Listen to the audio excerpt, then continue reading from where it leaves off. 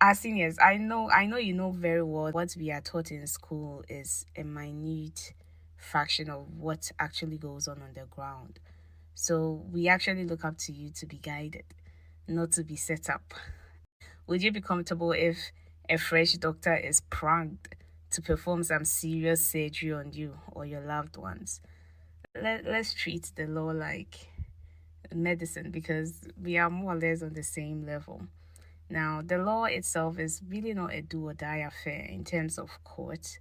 And even for lawyers who choose to practice in the courtroom, you find that there are those who stick to less stressful areas like estate matters, like the applying for letters of administration, contentious divorce cases, drafting wills, contracts, those things. So please, our seniors, when we come to you for pupillage or for lessons, please teach us what the courtroom tactics are, the ones we need to thrive, instead of sowing more seeds of anxiety in us. As a survivor of courtroom anxiety, I was going to share 5 practical ways to deal with courtroom anxiety, but I managed to get us a therapist to take us through it.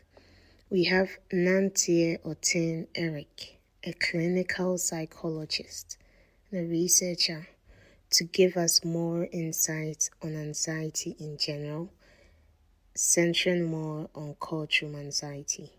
He will take us through why we get anxious when appearing before judges, and he will share practical ways to manage courtroom anxiety. Let's hear him. First of all, it is important for everyone to understand that anxiety is a very normal thing. When it happens in excess, that becomes a problem.